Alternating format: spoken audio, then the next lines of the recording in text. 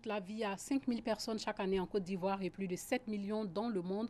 Aujourd'hui, journée mondiale de lutte contre le tabac, la sensibilisation toujours au cœur de cette journée. Adolf Eichmann, exécuté par pendaison le 31 mai 1962 en Israël, ses cendres seront jetées à la mer en dehors des eaux territoriales israéliennes. 15 chefs d'accusation étaient retenus contre lui. Bonsoir et bienvenue dans le 19h. Plus de 7 millions de personnes meurent du tabagisme tous les ans selon l'OMS. La Côte d'Ivoire, elle, enregistre chaque année 5 000 cas de décès liés à la consommation du tabac, selon le directeur coordonnateur du Programme national de lutte contre le tabagisme, l'alcoolisme et les autres addictions. Des chiffres qui donnent froid dans le dos, d'où des plaidoyers en vue d'élaborer des politiques efficaces pour réduire la consommation du tabac. Le reportage de Doigt des Lasers nous situe sur l'ampleur des conséquences de ces fléaux.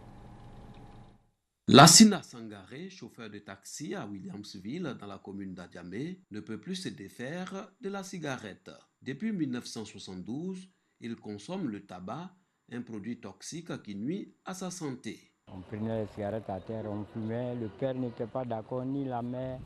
Personne n'était d'accord, quoi. On se cachait, on fumait, on prenait ça pour faire le malin. Je peux fumer au moins 5 par jour. La cigarette, je fume malgré moi-même, sinon ça me fatigue.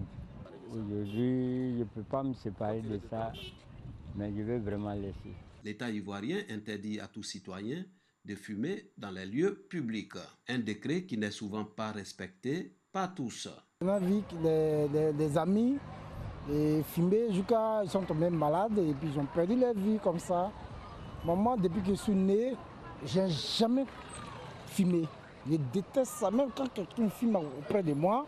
Vraiment, je me lève ou bien je dis à la personne d'arrêter. Ici, dans ce maquis, cette loi est bien appliquée. Dès l'entrée, le client fumeur est fixé sur son sort par cette affiche. Quand les clients viennent voir, ils voient que vraiment c'est interdit de fumer ici. Parce que quand ils ne voient pas, ils fument. J'ai affiché ça parce que c'est des trucs à respecter. C'est le gouvernement qui l'a dit, donc il faut le respecter. L'épidémie mondiale du tabagisme tue plus de 7 millions de personnes chaque année, dont près de 900 000 sont des non-fumeurs exposés au tabagisme pacifique. Le taux de prévalence de la consommation du tabac en Côte d'Ivoire est estimé à environ 14% chez les hommes et à 7% chez les femmes. À la Croix-Bleue de Côte d'Ivoire, structure chargée de la prise en charge des malades du tabagisme, plus de 80 patients sont enregistrés par jour.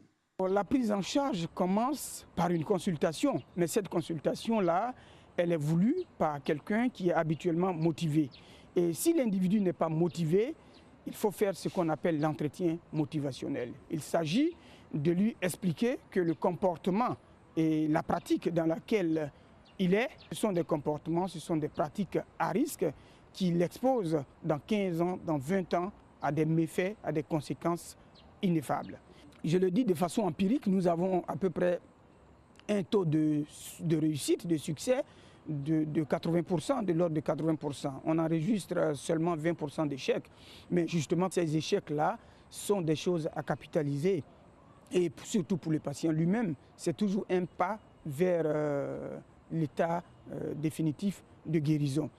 Les risques sanitaires que le tabagisme engendre sont nombreux. Cette année, l'OMS met l'accent sur l'impact du tabac sur la santé cardiovasculaire, les cardiopathies et autres maladies vasculaires périphériques. Près de 80% de plus d'1 milliard de fumeurs que compte la planète ne survivent pas aux maladies liées au tabac. Chaque année, le 31 mai, le monde entier dit non au tabac. Ce jour-là, les gouvernants sont incités à mettre en place des politiques de prévention en vue de protéger les populations contre ce fléau.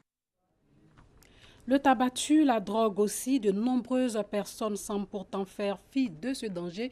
10 présumés trafiquants de drogue ont été arrêtés avec plus de 5 kilos d'une substance qui s'apparente à la cocaïne d'une valeur de plus de 500 millions de francs CFA. Ils ont été arrêtés par l'unité de lutte contre la criminalité transnationale.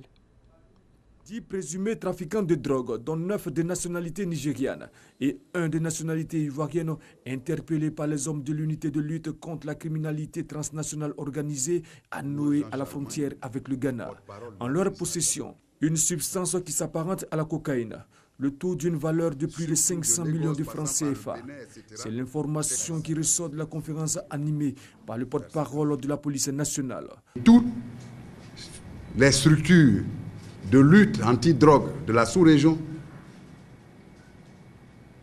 de façon concertée, leurs actions nous ont permis ce jour, notamment depuis le 23 mai, d'interpeller ceux que vous avez en face de vous. Ils sont naturellement dans cette position parce qu'il ne s'agit que pour la police d'une présomption de culpabilité. Et donc, l'enquête qui est en cours nous permettra, une fois déférés au tribunal de première instance d'Abidjan, de conclure à leur culpabilité. L'opération a été menée conjointement par les polices des pays de la sous-région. Ces présumés trafiquants seront conduits devant le parquet d'Abidjan pour répondre de leurs actes. Parlons sécurité alimentaire. Sachez que l'Afrique dépense plus de 7 milliards de dollars par an pour ses importations de riz. Le continent est doté pourtant d'un grand potentiel de production, selon le directeur d'Africa Rice, et ce, bien qu'il y ait une hausse de la production rizicole. L'Afrique importe chaque année près de 24 millions de tonnes de riz et sachez que la Côte d'Ivoire est autosuffisante en riz à 50%. Deux régions anglophones du Cameroun ne cessent d'empirer. La violence s'accentue à 5 mois des élections. 160 000 civils sont désormais dans le besoin et les enlèvements se multiplient. Deux responsables d'établissements scolaires ont été enlevés en fin de semaine dernière. Une crise politique, sécuritaire et désormais humanitaire avec 34 000 réfugiés qui auraient gagné le Nigeria selon le Bureau de la coordination des affaires humanitaires de l'ONU. Un bus numérique au secours des seniors en France. Assurance maladie, retraite, impôts, carte grise. La dématérialisation qui accélère laisse sur le bord de la route des cohortes de seniors peu ou jamais numérisées. En Aquitaine, un bus numérique pionnier tente de ramasser ses oubliés. À Villandreau, petite commune rurale du Sauternais, un bus fait escale pour la journée. Son but, ramasser les seniors égarés sur le bord de la route du numérique.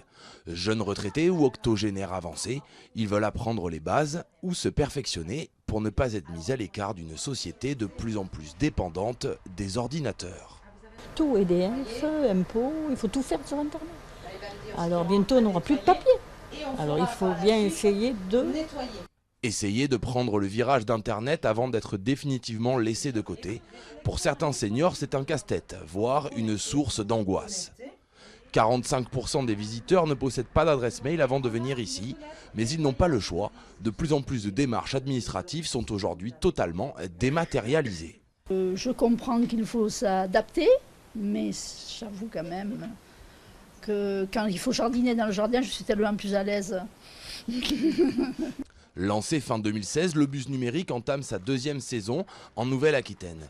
À ce jour, plus de 2500 personnes ont pu bénéficier gratuitement de l'aide des intervenants le temps d'une journée. Leur première mission, démystifier l'outil informatique. Ces personnes, plus on avance, plus on crée une exclusion parce que tout devient dématérialisé. Et ces personnes-là n'ont pas les moyens, d'une part financiers, et ne sont pas formés pour pouvoir accéder au numérique, accéder à tout ce qu'on leur demande, comme les impôts, comme la CPM, comme les caisses de retraite. Financé en partie par la Caisse d'assurance retraite d'Aquitaine, le bus traversera 200 villages-étapes. Un autre bus numérique sillonne depuis cette année la région centre, mais pour indiquer la fracture numérique au mieux, il faudrait des émules dans toutes les régions françaises. En Irak, le Ramadan redevient festif à Mossoul. Débarrassé de l'État islamique, de nombreuses traditions renaissent dans cette ville. Le mois du jeûne musulman, le premier dans la grande ville du nord irakien depuis le départ du groupe État islamique. Les tambours retentissent dans Mossoul endormi.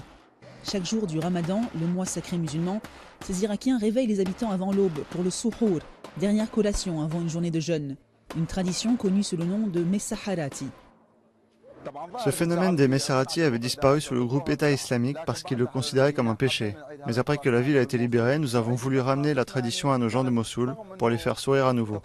Malgré les nouvelles technologies modernes, nous voulions remettre cette ancienne tradition au goût du jour. Mossoul marque cette année son premier Ramadan depuis le départ du groupe État islamique en juillet dernier, au terme de 9 mois de durs combats. De nombreuses traditions renaissent dans la ville où, durant 3 ans de règne de l'EI, toutes les coutumes qui faisaient du ramadan un mois festif avaient été bannies. Parmi elles, celle des longues tables dressées dans les rues pour les plus démunis au moment de l'iftar, le repas de rupture du jeûne. Nous avons distribué environ 750 paniers de nourriture et si Dieu le veut, nous continuerons ces prochains jours à distribuer des repas de l'iftar aux gens qui jeûnent. Partout dans la ville, les traces laissées par le califat autoproclamé de l'EI sont encore bien visibles. Ruines et destruction imprègnent les rues. Cette famille retrouve sa maison à Mossoul-Ouest pour la première fois depuis qu'elle a fui les djihadistes.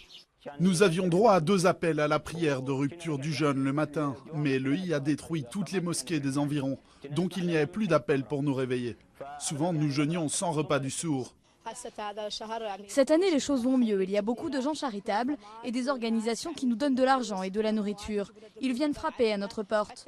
Nous n'avions même pas de maison, mais ils nous en ont trouvé une, grâce à Dieu.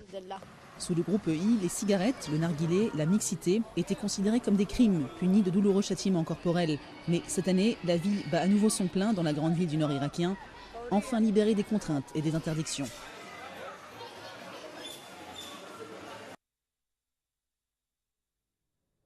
En sport, contre toute attente, Zinedine Zidane annonce son départ du club madrilène, le Real Madrid.